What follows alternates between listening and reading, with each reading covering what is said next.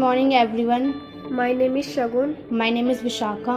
Our model name is hemodialysis. Dialysis एक process है जब किडनी खराब हो या फिर काम करना बंद कर देते तो वेस्ट का कंटेमिनेटेड पार्टिकल्स ब्लड में जमा हो जाता है। डायलिसिस हमारी किडनी में ब्लड फिल्टर कराने का काम करती है। जो टॉक्सिक पार्टिकल्स ब्लड में जमा हो जाते हैं डायलिसिस उन्हें फिल्टर कराने का काम करती है। लेकिन डायलिसिस के दौरान आपका लाइफस्टाइल काफ़ी लिमिटेड हो जाता है, आपकी डाइट पर काफ़ी इफेक्ट पड़ता है। आप बहुत सारी चीज़ें डायलिसिस में नहीं खा सकते हैं। डायलिसिस की ज़रूरत उन लोगों को ज़्यादा पड़ती है जिनकी किडनी काम करना बंद कर देती है या फिर ख़राब होने की आखिरी स्टेज पे होती है। अगर आपको डायबिटीज़ है या फिर कोई भी स्टमक रिलेटेड प्रॉब्लम है तो आपकी किडनी ख़राब हो सकती है। वैसे तो किडनी ख़राब होने के बहुत सारे कारण हैं, लेकिन जो एक अहम कारण है वो है बैड हीटिंग हैबिट्स। डायलिसिस दो प्रकार की होती है, हीमोडायलिसिस और सेकेंड इज पेरिटोनियल डायलिसिस।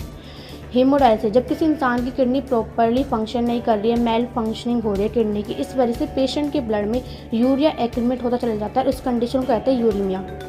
ये बहुत हार्मफुल कंडीशन है। इस केस में जब किसी इंसान की किडनी प्रॉपरली फंक्शन नहीं कर रही होती है तो आर्टिफिशियल किडनी की मदद ली जाती है और इस ट्रीटमेंट को कहते हैं हीमोडायलिसिस।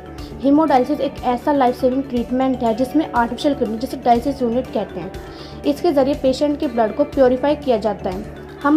पेशेंट के ब्लड को प्योरीफाई किया जाता है। डायलिसिस यूनिट जिसे हम आर्टिफिशियल किडनी कहते हैं, इस डायलिसिस यूनिट के अंदर होता है डायलिसिस फ्लूइड जिसकी कंपोजिशन हमारे प्लाज्मा के तरह होते हैं, लेकिन इसमें नाइट्रोजस वेस्ट मौजूद नहीं होगा। इस डायलिसिस यूनिट के अंदर एक सेलोफेन मेम्ब्रेन मौजूद होती है।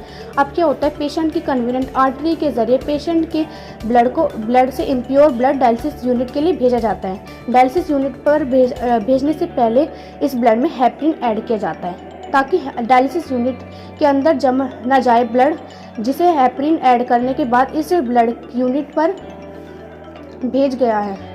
ये ब्लड गया है cellophane membrane of dialysis unit में। अब ये सेलोफेन मेम्ब्रेन क्या होता है? पोरोस नेचर। इस मेम्ब्रेन से जो यूरिया है वो बाहर आ जाता है और डायलिसिस इनफ्लो में मिक्स हो जाता है। तो मेम्ब्रेन के अंदर जो अब ब्लड मौजूद है उसमें यूरिया नहीं है, क्योंकि यूरिया मेम्ब्रेन के पोर से बाहर आ गया है और डायलिसिस इनफ्लो में मिक्स हो गया है।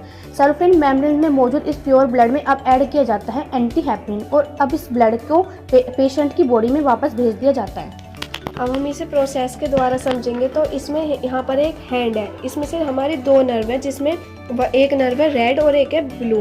तो आप सोचेंगे कि इसमें ये रेड और ब्लू क्यों है, क्योंकि इस रेड में ऑक्सीजन प्राप्त होती है और ब्लू में ऑक्सीजन नहीं होती है। रेड वाली नर्व को हम आर्टरीज कहते हैं और ब्लू वाली को टेंडन्स। अब यहाँ से फिल्टर होकर हमारा खून जा रहा है। आप सोच रहे होंगे कि ये टाइम मशीन की तरह क्या है, तो ये ब्लड प्रेशर मेजरमेंट है।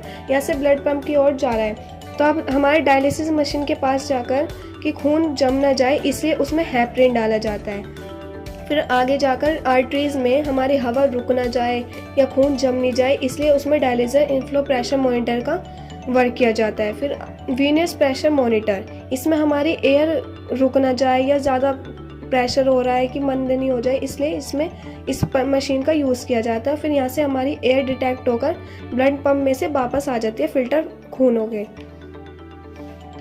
Thank you.